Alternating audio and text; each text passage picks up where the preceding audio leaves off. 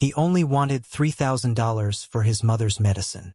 The billionaire CEO laughed in his face. But when the delivery boy sat at the boardroom computer, the laughter died. By the end of the hour, the millionaire's empire and his pride would never be the same again. Here's what happened. The rain hammered against the glass windows of the Pinnacle Corporation's top floor, but inside, the storm was even worse. Red error codes flashed across giant screens, and the air was thick with panic. Executives barked into phones, their voices rising as they tried to calm furious clients in Tokyo. The $50 million contract that was supposed to secure the company's future was unraveling in real time, all because of a translation error no one could fix. At the head of the chaos stood Richard Blackstone, the billionaire CEO, his jaw clenched and his eyes cold. He was used to being in control, but now, as the company teetered on the edge of disaster, even he looked uncertain. The stakes had never been higher. Into this chaos stepped Nathan Torres, a 19-year-old delivery boy, soaked from the relentless Chicago rain. He clutched a food delivery bag, his uniform clinging to his skin. Nathan's eyes darted around the room, taking in the panic, the flashing screens, and the wall of executives in expensive suits. He was invisible to them, just another kid bringing lunch. But Nathan wasn't just any delivery boy. He worked 16-hour days, juggling deliveries and night classes, all to pay for his mother's cancer medicine. As he set the food down, he caught a glimpse of the Japanese text on the screen. Something about the translation didn't sit right with him. He hesitated, then took a step closer, heart pounding. "Excuse me, sir," Nathan said, his voice steady despite the nerves. "I think I can help with that translation." The room fell silent for a moment, then erupted in laughter. Richard Blackstone turned, his icy gaze sweeping over Nathan's drenched uniform. "You, a delivery boy? Our $1 million system failed, and you think you can fix it?" Nathan didn't flinch. "I just need $3,000.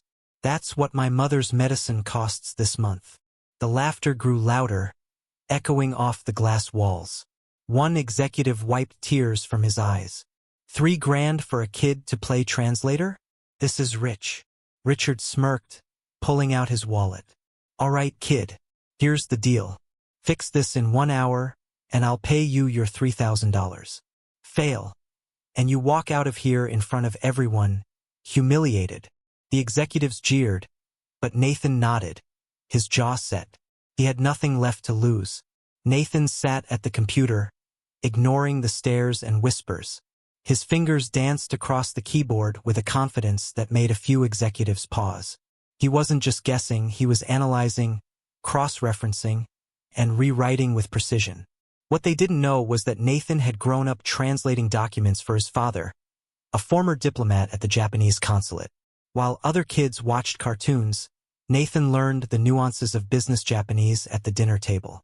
He understood not just the words, but the culture, the etiquette, the unspoken rules that could make or break a deal. As he worked, the laughter faded. A few executives leaned in, curiosity replacing their earlier scorn.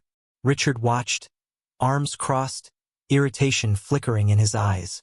This was supposed to be a joke, a lesson in humility for the delivery boy.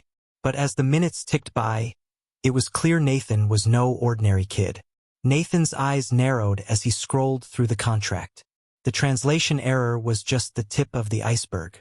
He found entire sections where the AI system had missed subtle but crucial distinctions, phrases that, in Japanese business culture, could mean the difference between respect and insult. He corrected them line by line, his mind racing. But then he noticed something else, a pattern of similar mistakes in previous contracts. With a few quick searches, Nathan uncovered a trail of lost deals, each one tied to a translation blunder. He pulled up the company's financial records, cross-referencing dates and amounts. The total losses? $87 million. Nathan's heart pounded. He realized this wasn't just about one contract, this was a systemic failure, ignored by the company for years.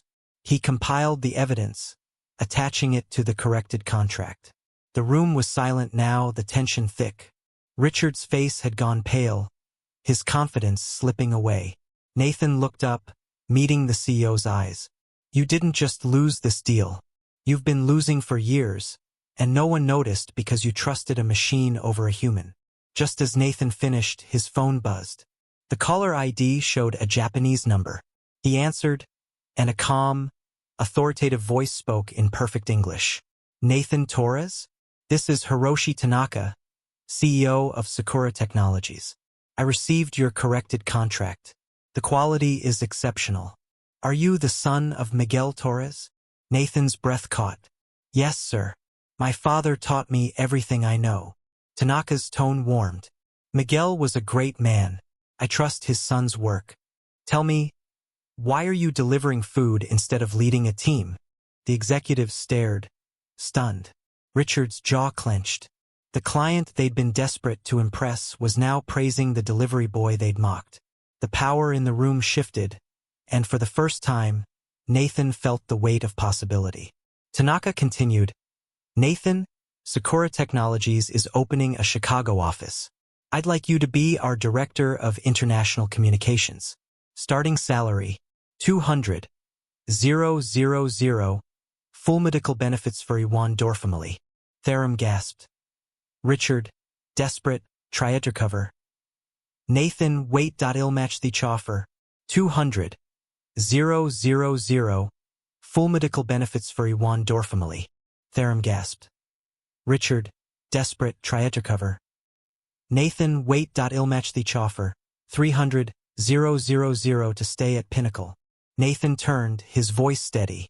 With all due respect, Mr. Blackstone, I don't work for people who judge by appearance or ignore talent out of prejudice. The silence was deafening. Executives who had laughed minutes before now looked away, ashamed. Nathan accepted Tanaka's offer, shaking as relief washed over him. He had not only secured his mother's medicine, he had changed his life. The boardroom, once filled with arrogance and laughter, was now a place of stunned respect. The underdog had become the hero, and the billionaire had been humbled. News of Pinnacle's translation failures and financial losses spread quickly. Journalists camped outside the building, and headlines screamed about the $87 million loss to arrogance and neglect. Richard Blackstone was forced to resign, his reputation in ruins. The company's stock plummeted, and clients fled. Nathan, meanwhile, started his new role at Sakura Technologies. His first paycheck paid for his mother's treatment, and soon she was on the road to recovery. But Nathan didn't stop there. He used his story to launch the Miguel Torres Fund, offering scholarships to young people from humble backgrounds who dreamed of careers in international business. Richard, once the king of the boardroom, found himself jobless and alone. He reached out to Nathan, seeking forgiveness and a chance to start over. Nathan, remembering his father's lessons about dignity and second chances, offered Richard a junior position, translating documents under supervision. The tables had truly turned. Nathan often reflected on that stormy night, the night he turned humiliation into dignity and prejudice into justice. He realized that being underestimated had been his greatest